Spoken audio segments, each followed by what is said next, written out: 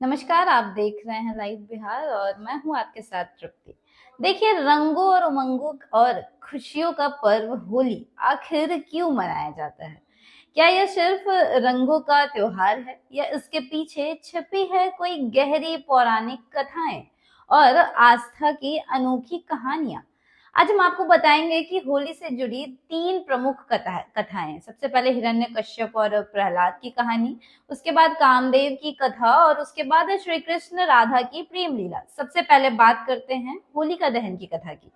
प्राचीन काल में हिरण्यकश्यप नाम का एक असुर राजा था और वह स्वयं को भगवान मानता था और चाहता था कि सभी उसकी पूजा करें। लेकिन उसका पुत्र प्रहलाद भगवान विष्णु का परम भक्त था। प्रहलाद की भक्ति से क्रोधित होकर हिरण्यकश्यप ने कई बार उसे मारने की कोशिश की, लेकिन हर बार भगवान विष्णु ने उसकी रक्षा की।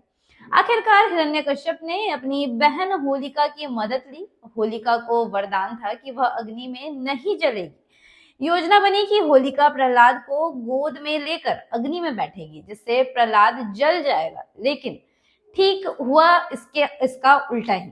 भगवान की कृपा से प्रहलाद सुरक्षित बच गए और होलिका जलकर भस्म हो गई। इसी घटना की याद में हर साल हम होलिका दहन किया जाता है और उसको मनाते हैं, जिसको माना जाता है कि बुराई पर अच्छाई की जीत के प्रतीक के रूप में। अब बात करते हैं ब्रज की होली, जो देश भर में प्रसिद्ध है और मान्यता है कि श्री कृष्ण का रंग सांवला था और राधा रानी का रंग गोरा। बालक कृष्ण अक्सर माँ यशोदा से शिकायत करते थे कि वे सांवले क्यों हैं। तब माँ यशोदा ने हंसते हुए कहा कि तुम राधा के चेहरे पर रंग लगा दो, जिससे तुम दोनों एक जैसे दिखो। बस फिर क्या था, कृष्ण अपनी सखाओं के साथ राधा रानी के पास पहुंचे और रंग लगा दिया। इसी प्रेम भरी अटखेलियों से होली खेलने की परंपरा शुरू हुई। आज भी ब्रज, नंदगांव और बरसाना में लठमार होली है और फूलों की होली की परंपरा है। उसी प्रेम कथा की याद भी दिलाती है। तीसरी कथा जुड़ी है कामदेव से। पौराणिक मान्यताओं के अनुसार जब भगवान शिव गहन तपस्या में लीन थे, तब देवताओं ने कामदेव से शिव का ध्यान भंग करने का आग्रह किया।